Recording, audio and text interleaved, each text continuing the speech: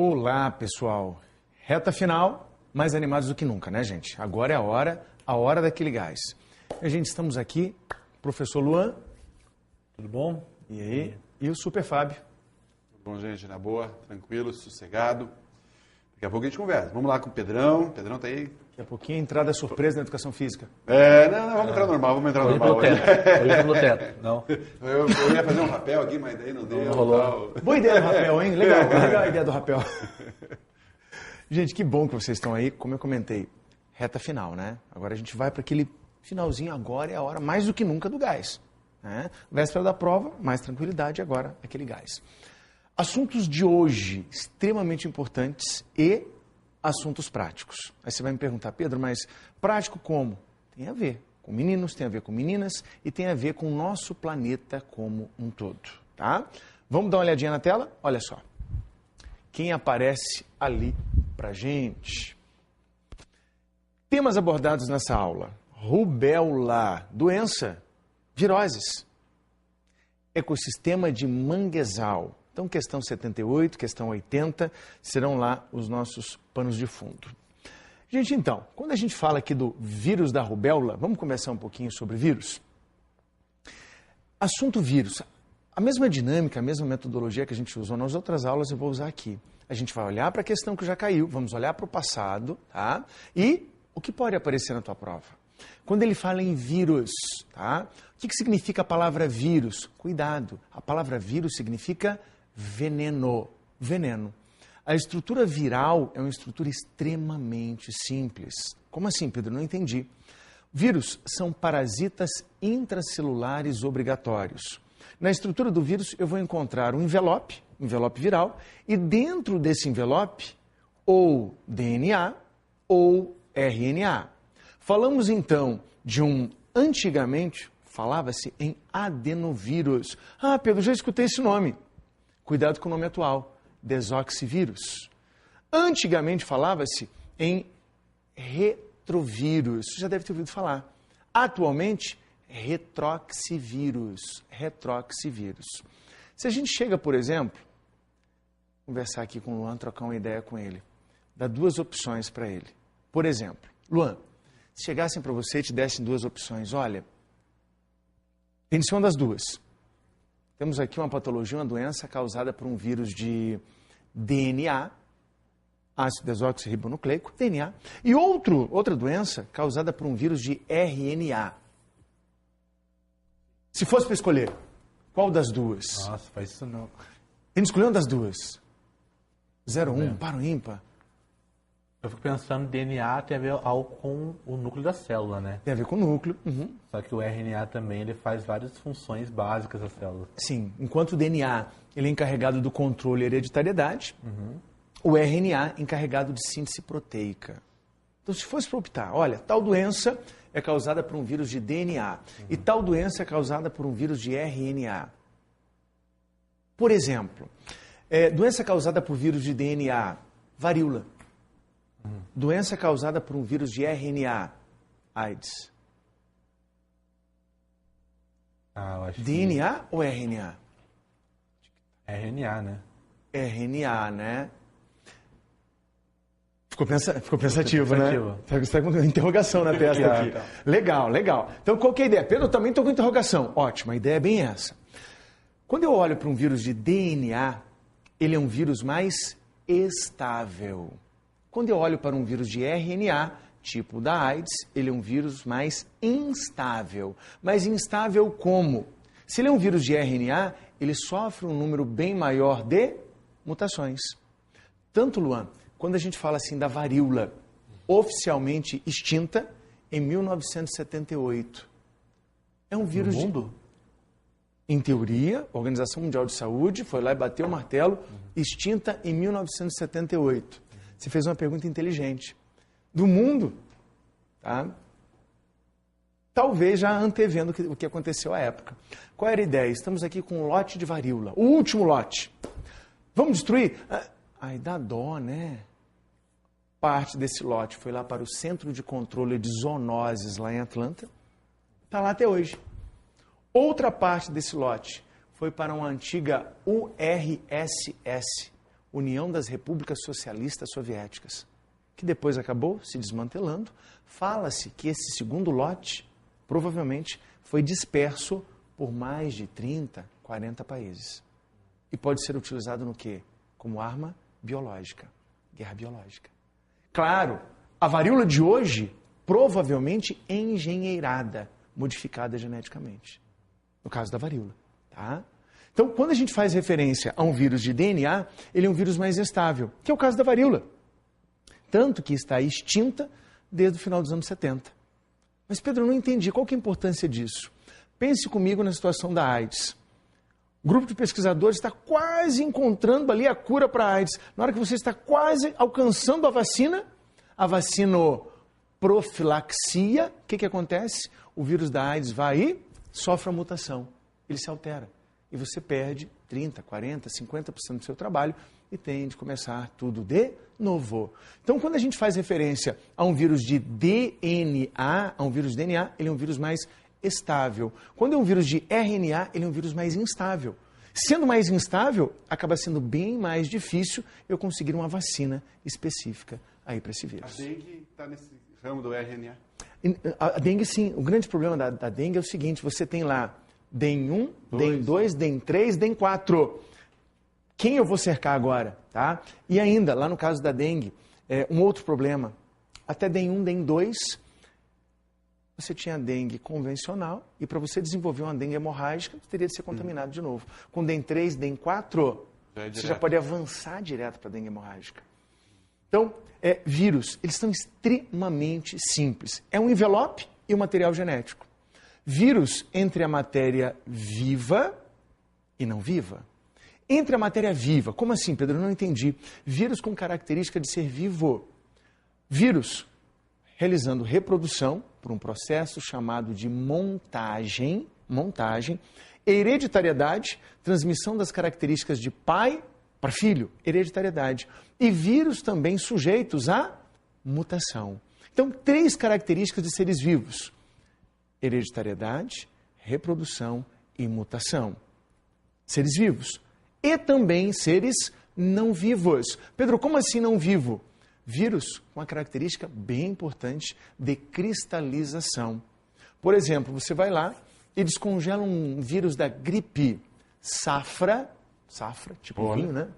1918, 1922, 1930, descongela ele hoje. O que vai acontecer? Descongelou, abre o vidrinho, potencial de contaminação significativo. Cristalização. Que ser vivo que você congela. Vamos colocar no freezer ali. Deixa 15 dias. Tira do freezer agora. Está vivo ainda. E está vivo ainda. Vírus entre a matéria não viva e a matéria viva. Por isso que é extremamente preocupante a ação viral. Quando usados como guerra biológica. Guerra não convencional, digamos assim. Tá. Quer perguntar, Luan? Não. Não? Beleza? Voltando lá, gente, o que nós temos, né? Então, vírus da rubéola. Nossa, coitadinha da criança. Pois é, tá? Teve uma outra aula, pessoal, você deve lembrar disso, né? Aquela aula que a gente foi falar de dengue. Inclusive, Fábio, no dia a professora de educação física que estava aqui, ela já teve dengue. O dia que eu fui dar aula de dengue. Alguém aqui já teve rubéola, gente?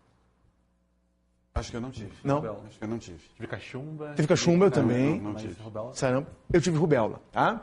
Mas como é que é ter rubéola?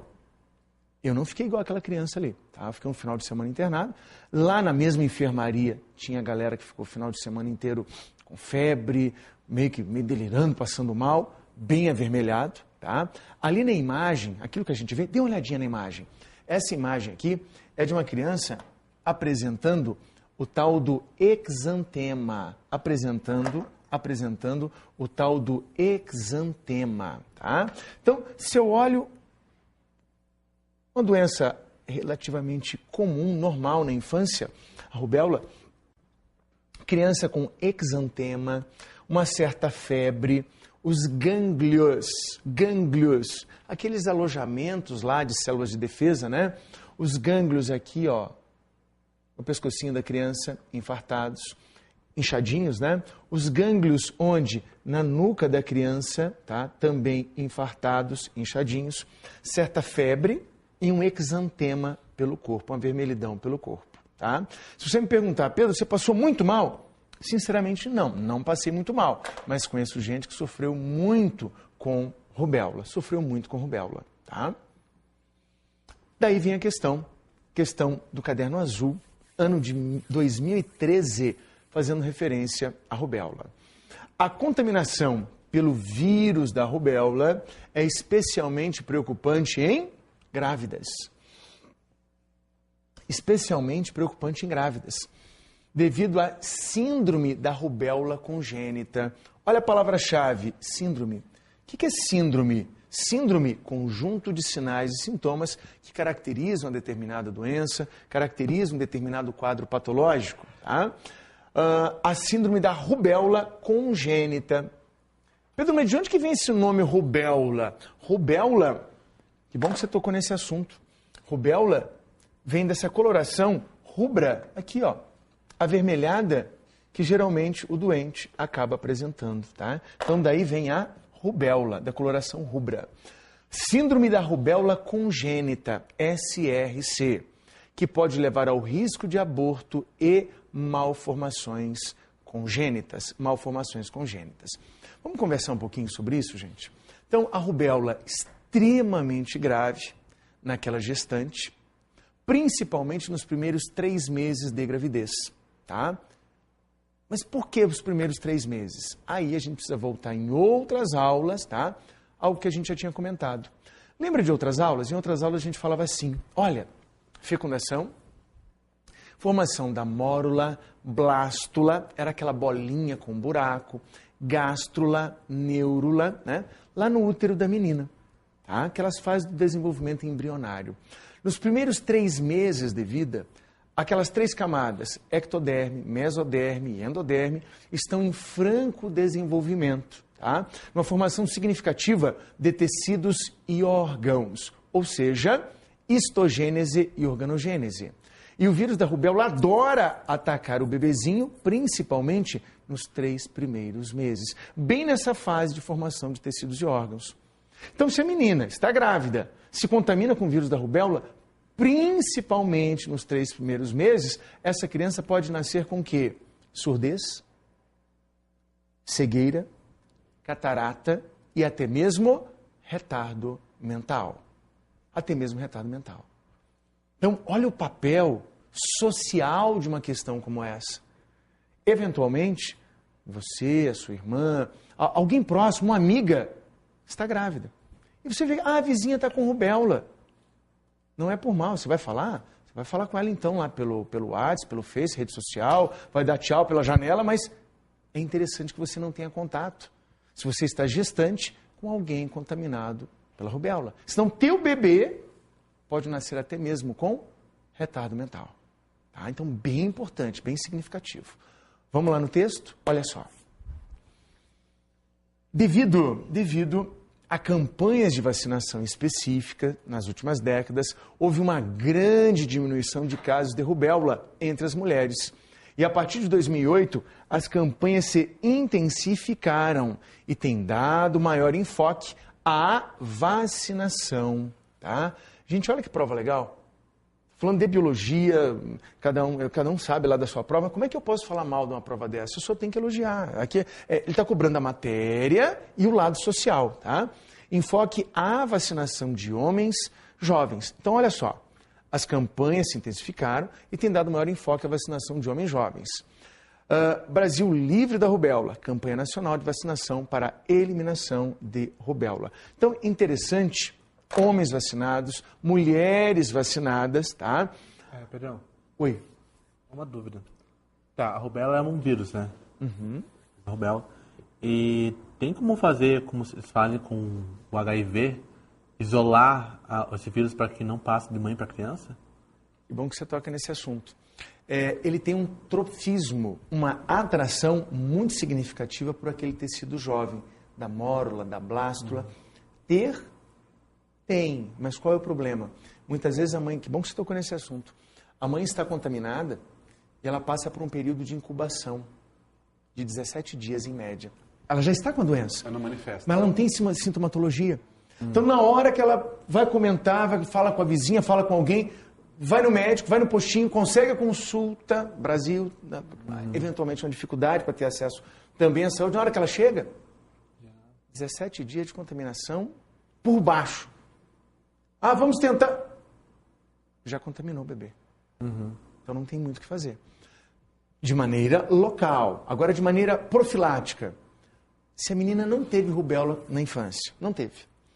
Tanto, não sei se chegou a ver, gente, tem um desenho de uma família americana, onde ele mostra lá um americano médio, né, que tem um filho com cabelinho espetado, né, onde a filha mais nova daquela família, né, tem rubéola. E o pai, careca, né, ele começa a convidar os amiguinhos da filha, né, da vizinhança, mediante apagamento. Tá? Vem visitar minha filha. Sim. Aí, o que o desenho passa? Algo que depois o FBI, não devido ao desenho, mas acabou investigando e confirmou. A menininha tinha rubéola e os pais da vizinhança começaram a levar as próprias filhas para que pegassem rubéola. Já cedo. De maneira intencional. Aí, teve esse episódio, uns 6 meses... O FBI, não devido ao desenho, né, mas acabou prendendo alguns pais. Por quê? De maneira intencional, eles estavam levando as filhas menores, pequenas, para pegar rubéola. Que a doença ela não é letal para a pessoa. Para a pessoa. Mas é para o feto. É para o feto. Ou seja, eu vou... Qual que era? O que passou na cabeça deles? Eu vou contaminar a minha filhinha de 4 anos, de 6 anos, de 8 anos, porque aí ela está imune. A partir do momento que ela se contamina, o organismo produz células de memória e quando ela for adulta, como diz a piazada, está de boa. Ou seja, ela não vai adquirir a doença. Tá? Só que o FBI foi atrás, não está errado. Sim. Você vai contaminar de maneira intencional? Quem contamina de maneira intencional, leva para fazer a vacinação. Leva para fazer a vacinação. Existe vacinação. Aí talvez você vai me perguntar, Pedro, mas... eu não sabia disso, eu não peguei rubéola na infância, eu não tenho certeza se eu fui vacinado, eu mudei de casa, extraviou a carteirinha de vacinação. 6 meses antes de engravidar, o que é o ideal? Que a menina faça essa vacinoprofilaxia. Se é uma virose, eu falo em vacinoprofilaxia. Pedro, o que é profilaxia? Prevenção. Prevenção. Só um parênteses. Muitas vezes a pessoa vai no médico, e às vezes sai chateada do médico. Nossa, fui naquele doutor, fui naquele médico, não gostei. Queria que ele tivesse me dado um antibiótico. Mas ele falou que era só uma virose. Fiquei chateado que ele não me deu antibiótico para virose. Que bom que ele não te deu antibiótico para virose. Porque se é uma virose, o que é aplicado na virose é a vacinoprofilaxia e não antibiótico terapia. Tá? Então, quero engravidar a menina, quer engravidar daqui a 6 meses. Ela quer engravidar daqui a 6 meses. Ela tem que se vacinar antes. Tá? Ou, não tenho certeza se eu fui vacinada. Não estou pensando em engravidar.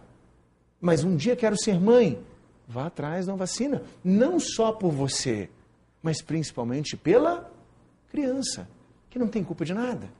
E dentro desse viés aí que você falou, né, de vou fazer a vacinação para fazer um processo preventivo. Qualidade de vida. Eu estou prevendo o risco de ficar doente, numa outra situação, de outra doença, e ao mesmo tempo de transferir isso para um feto que pode vir a nascer com uma anomalia qualquer. Então, isso é qualidade de vida também, porque eu vou fazer a prevenção. E qualquer atitude de prevenção se enquadra dentro daquela história. Eu quero um bem-estar. Se eu quero bem-estar, eu vou tentar não correr o risco de sofrer qualquer coisa. Legal, Fábio. Que bom que você tocou nesse assunto. Legal. Gente, pare para pensar. Você é uma pessoa inteligente, você é uma pessoa esclarecida. Qual que é a medicina que interessa a pessoa inteligente, esclarecida como você? É uma medicina curativa ou preventiva? Preventiva.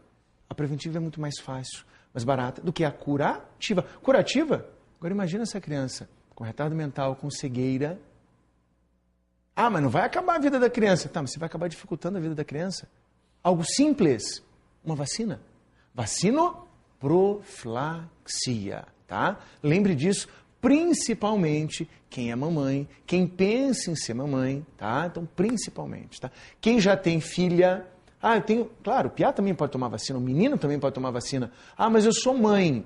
Mãe. Pensa no futuro da filha também quanto à vacinação. Tá, gente? É bem sério isso. Bem sério. Tá? Na sequência, olha só o que nós temos, né, gente? Considerando a preocupação, tá? Legal, ó. A questão fala em preocupação. Eu, modestamente, acredito que o Luan passou preocupação, o Fábio passou preocupação para vocês e eu passei a preocupação para vocês em termos de importância da vacina. Considerando a preocupação com a ocorrência da síndrome, tá? Síndrome da rubéola congênita, as campanhas passaram a dar enfoque à vacinação. Olha só, as campanhas. O que é isso? Isso é informação. Isso é informação, gente. Isso é educação. Não estou pedindo para você decorar tabelinha de vacinação. Não estou pedindo, vamos decorar o nome da imunoglobulina. Não é isso. E nem o Enem está pedindo.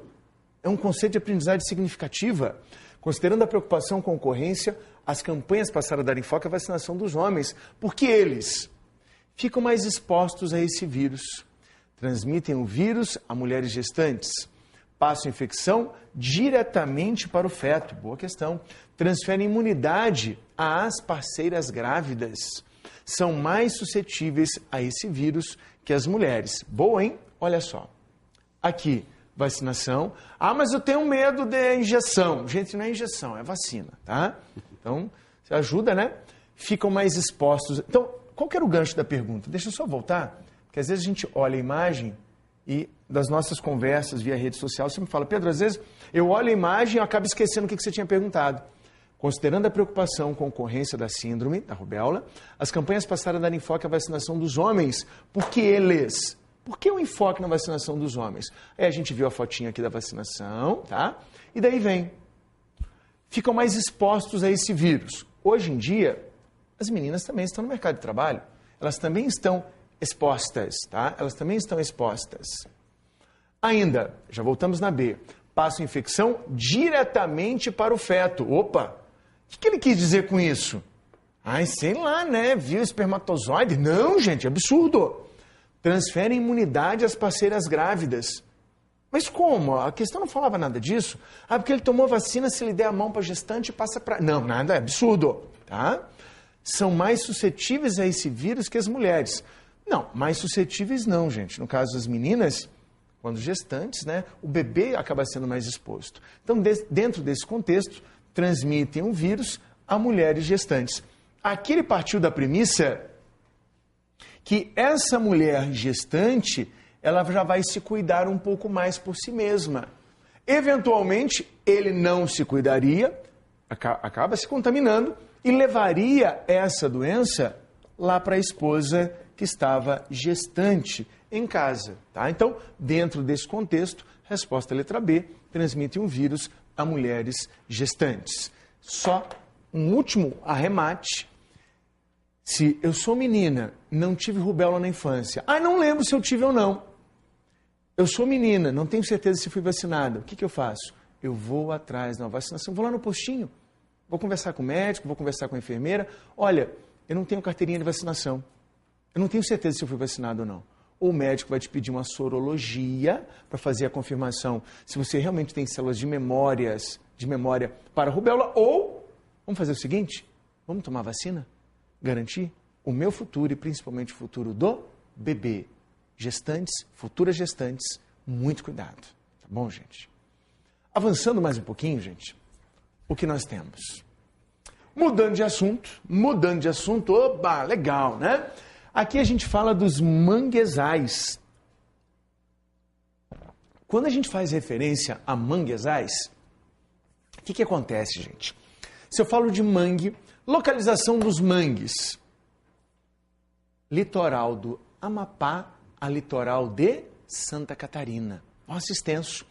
Principalmente em regiões de estuário. Estuário, tá? Então, cuidado com essa palavra. O que é um estuário? É aquele ponto de encontro entre rio e mar. Qual que é a importância dos manguezais? uma alta produtividade de nutrientes. Nutrientes que saem dos manguezais e vão para onde? Para os mares. Eu gosto muito de um texto que faz referência aos manguezais como berçário da vida marinha. Berçário da vida marinha. Cuide, principalmente, manguezais e, aproveita que a gente está falando, corais. Corais, tá? Lá os corais também. Lembra do branqueamento dos corais? Hoje o tema são os manguezais. Berçário da vida marinha, grande biodiversidade, produzindo nutrientes que serão levados lá para os mares. Ali, gente, na imagem, vamos analisar a imagem? Olha só. Aqui na imagem, o que nós temos, né? Pedro, que diferente, né? Sim, bem, bastante diferente.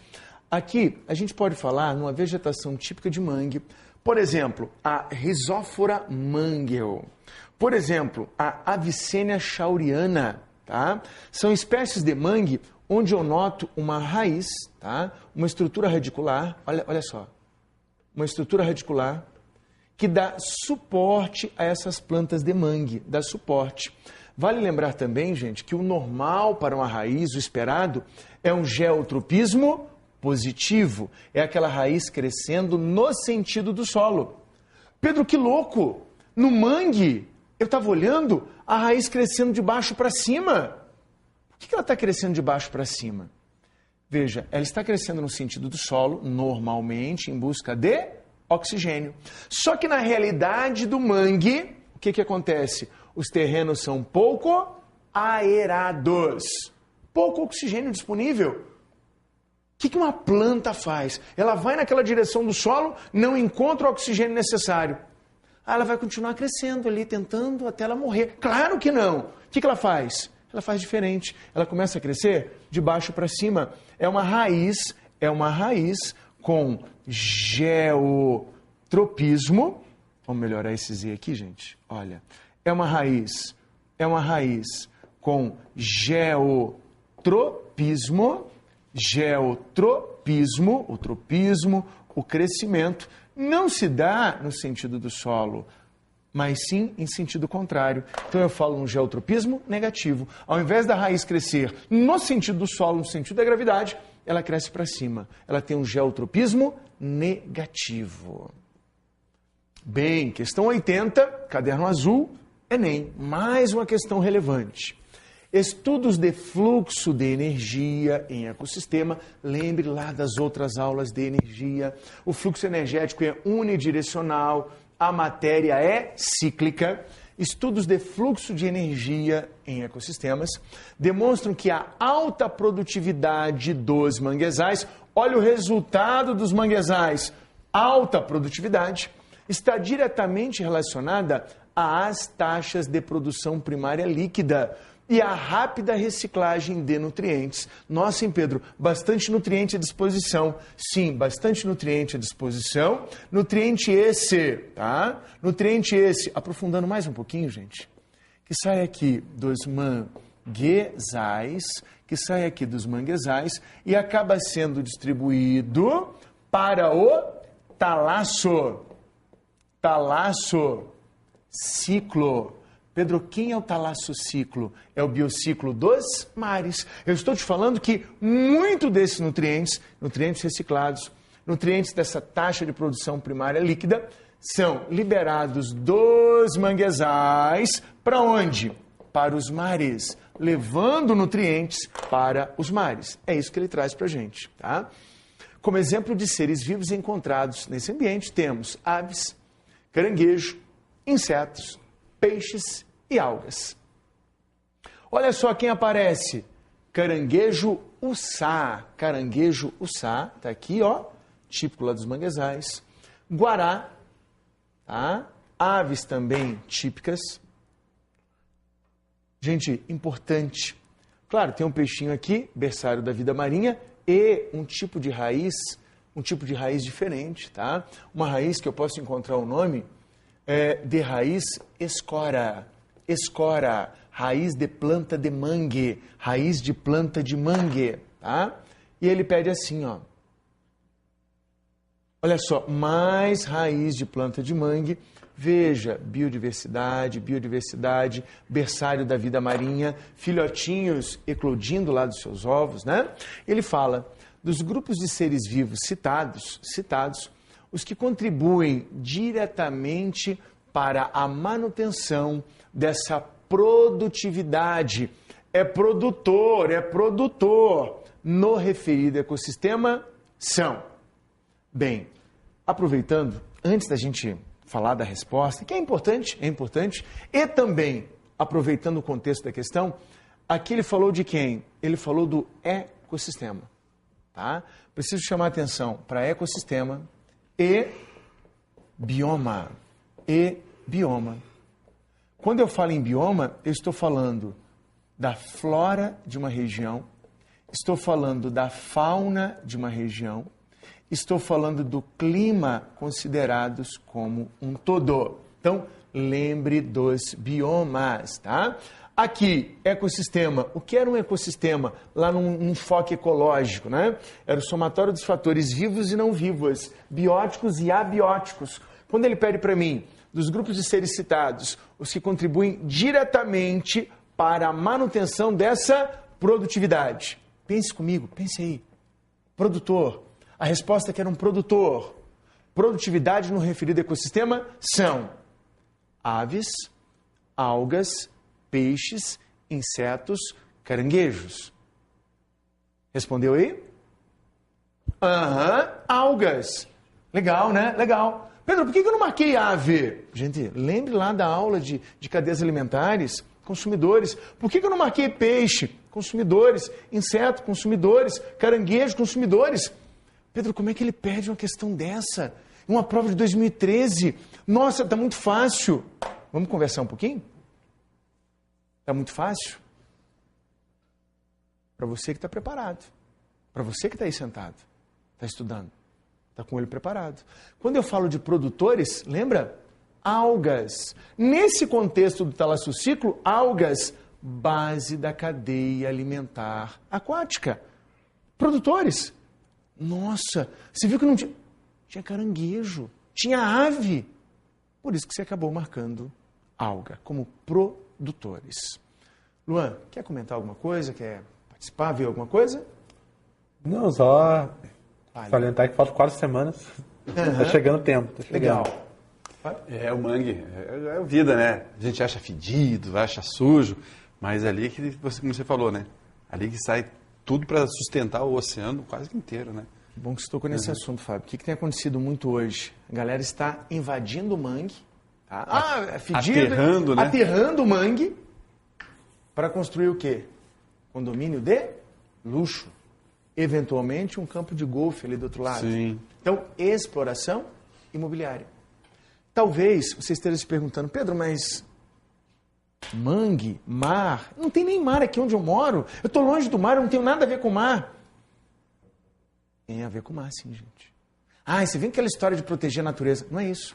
Mar, importantíssimo na produção de oxigênio para a gente. Se o mar não vai bem, se o mar aquece, só para a gente fechar o raciocínio, tá? Se o mar aquece, esponja morre, alga morre. Alga libera dimetilsulfeto, que regula o ciclo das chuvas. Ciclo da chuva desregulado, quando era para não estar chovendo, vai estar chovendo.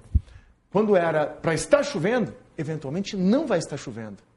Prejudicando o quê? A produção agrícola. Então, mesmo que eu não more perto dos mares, os mares são extremamente importantes na minha vida. Tá? Minha gente, quer deixar um abraço? Daqui a pouco a gente volta, hein? Beleza. Galera, sempre pense a matéria. Você está notando que o tempo inteiro a gente tem feito o quê? Ligado à aula de hoje, a semana passada, a retrasada. Tá? Mais do que nunca, agora é hora da gente estar firme. Pessoal, um super abraço, se cuidem e tchau, tchau.